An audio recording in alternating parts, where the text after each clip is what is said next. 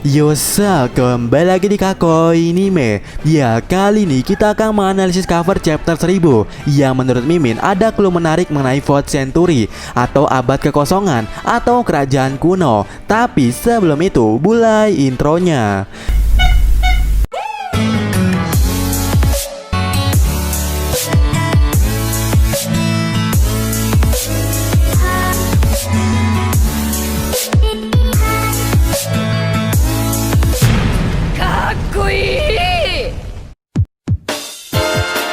Ya, cover One Piece chapter 1000 adalah salah satu hal yang menarik dari chapter 1000, terutama bagi admin Kakoi Anime.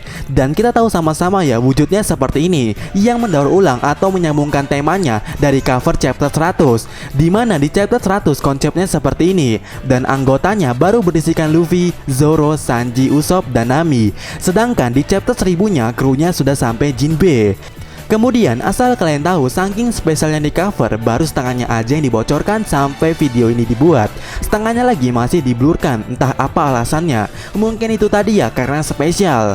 Bahkan di chapter 1000 versi cepatnya aja belum terterakan di cover itu. Ya, belum ada cover chapter 1000-nya. Jadi saat ini kita pakai yang ada aja dulu ya. Dan kita bagi part 1 dan bagi part kedua. Mungkin juga ada part ketiganya. Dan untuk saat ini kita mulai part pertamanya. Ya, cover chapter 1000. Waktu pertama kali Mimin melihat nih cover, Mimin benar-benar tidak heran karena konsepnya serupa dengan cover chapter 1000 yang kebetulan sudah Mimin analisis mengenai One Piece, yang sebenarnya ada dua. Ya, satunya dari Joy Boy, sedangkan satunya lagi dari Goldie Roger. Tapi di sini Mimin benar-benar terkejut. Ya, Mimin benar-benar terkejut setelah memperhatikan cover ini. Karena jika kita bandingkan cover chapter 100 dan chapter 1000, itu akan ada bedanya. Ya, selain dari karakternya, ya ada yang membedakannya di cover ini di suatu bagian.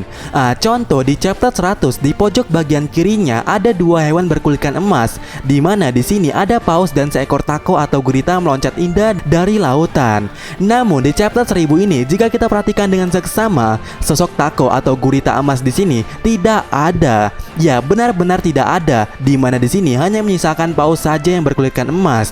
Dan apakah maksudnya ini? Ya, apakah ada yang bisa menjelaskan tentang ini?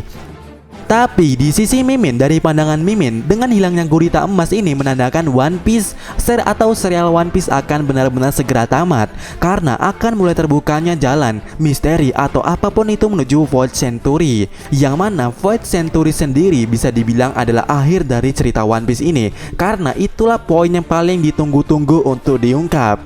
Ya, lebih jelasnya begini, jika kita berkaca pada chapter 100 dan 1000 di mana gurita emas ini menghilang, ini sebenarnya mengartikan selesainya Arc Wano. Lah, kok begitu Min? Ya, karena sadar nggak sih kalian waktu pertama kali Luffy datang ke Wano melalui jalur ekstrim, yaitu mendaki air terjun, dimana dalam prosesnya itu menuju ke TKP, tiba-tiba ada sosok Tako yang hadir di Sanigo, dan selepas itu Tako ini memukul kepalanya sendiri. Tapi tiba-tiba arusnya berubah, mulai barbar menuju ke air terjun, dan ikan-ikan koi yang mulai berdatangan menuju ke negeri Wano Kuni, seakan-akan emang diarahkan ke situ. Ya, apakah ada alasan khusus mengenai ini? Ya, apapun itu alasannya. Tapi menurut Mimin intinya begini, sosok Tako atau gurita gosongan atau no skin ini melambangkan kehancuran Wano, dan itu juga melambangkan awal Arc Wano. Berarti dengan tidak adanya Tako emas di cover ini yang rilis di Arc Wano, ada kemungkinan emang clue ini pertanda berakhirnya Arc Wano. Namun perlu digarisbawahi, selesainya Arc Wano kali ini bakalan sangat emas. Ya, emas, atau dengan kata lain, Wano akan kembali dalam masa kejayaannya dan kembali dilabeli sebagai negeri emas. Karena dilansir dari perkataan Gyukimaru, dulunya negeri Wano ini adalah negeri emas. Dan ini menarik ya, satu-satu misteri menuju kebenaran mulai terhubungkan atau sinkron dengan sisi demi sisi. Ya, selesainya Arc Wano ini akan membukakan seluruh hal yang tak terjelaskan dulu, dan salah satu misteri itu mengenai 4th century. Karena ingatkah kalian dengan kota emas Sandora? Ya, jika kalian ingat, mungkin kalian akan ngeh dan mulai super mengerti maksud Mimin di sini.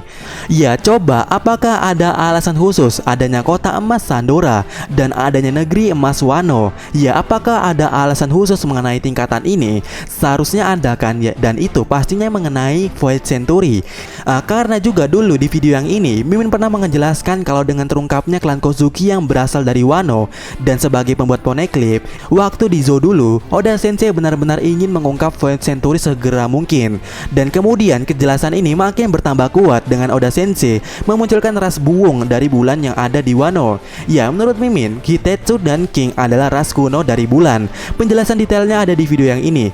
Kemudian baru-baru ini rencana Kaido mengangkat Onigashima ke Ibu Kota Bunga dan dicurigai Big Mom ada suatu rencana atau road Poneglyph di sana. Ini benar-benar ada kemungkinan kalau selesainya Aswano akan menggemparkan karena akan mulai terhubungnya semua clue-clue tentang abad kekosongan dan Void Century. Ya, sama aja sih.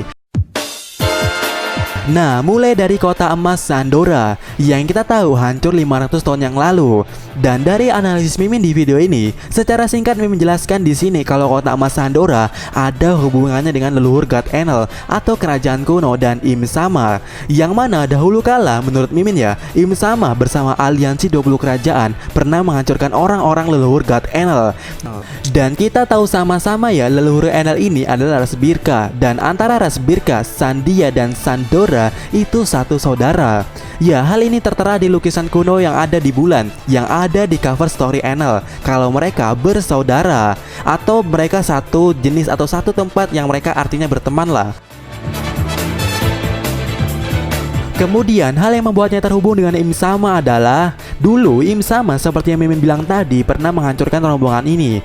Hal yang membuktikannya juga berada di cover ini. Ya, ada sesosok asing yang mengganggu tiga ras ini dan mencuri energi yang ada di sana yang bentuknya seperti keriting ini.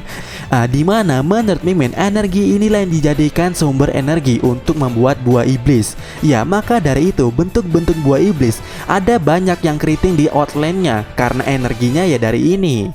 Dan sosok asing yang mencuri itu adalah Im Sama. Karena beginilah alasannya. Di reruntuhan kota emas Sandora ada ukiran seseorang prajurit bersenjata mirip suku ras Sandora menghadapi manusia yang bisa berubah menjadi ular berkepala banyak. Ya, menurut Mimin orang itu adalah user Devil Fruit. Karena apalagi coba.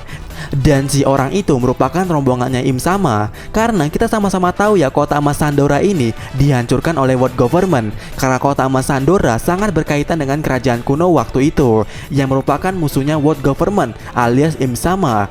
Dan dengan begitu ada kemungkinan kerajaan kuno sebenarnya adalah orang-orang kuno dari bulan, yaitu leluhur Enel. Nah, inilah alasan kuat kenapa Enel harus turun lagi ke bumi. Apalagi di chapter 999 ada cover tentang Enel. Nah, untuk lebih detailnya kalian bisa cek video Mimin yang ini dan ini. Tapi intinya dari kota emas Sandora ini sepertinya itu semua terhubung mulai dari bulan sampai World Government. Namun yang jadi pertanyaan sekaligus misteri di kota emas Sandora ini adalah mengenai Poneglyph dan tulisan kuno yang terdapat di lonceng emas. Siapakah yang buat dan kenapa orang Sandora 500 tahun yang lalu rela mati melindunginya? Tapi kabar baiknya itu terjawabkan atau terhubung dengan clue yang ada di negeri emas Wano Kuni. Dan di negeri emas Wano Kuni ini ada klan Kozuki sebagai asal-usul pembuat Poneglyph, sekaligus menjawab kebingungan Robin mengenai tulisan di lonceng emas itu yang ternyata buatan Kozuki Oden. Dan asal kalian tahu, Poneglyph ini berhubungan langsung dengan kerajaan kuno. Ya, karena dari infonya alasan Poneglyph dibuat karena kerajaan kuno yang ingin menyampaikan pesannya kepada generasi selanjutnya.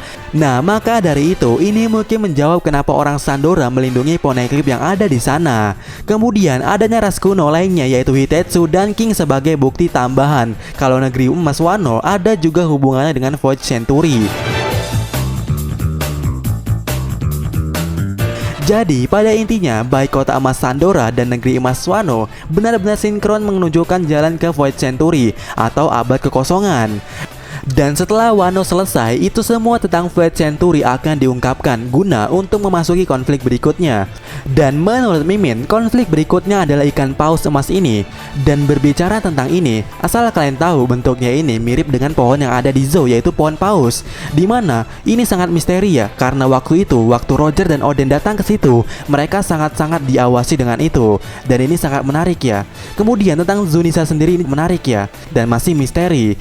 Jadi mungkin konflik berikutnya akan mengenai ini, dan itu akan kita sambung di part keduanya yang tentu sudah Mimin siapkan. Tapi sampaikan pendapat kalian mengenai part 1 ini, dan sampai ketemu lagi di video Mimin selanjutnya. Yosa.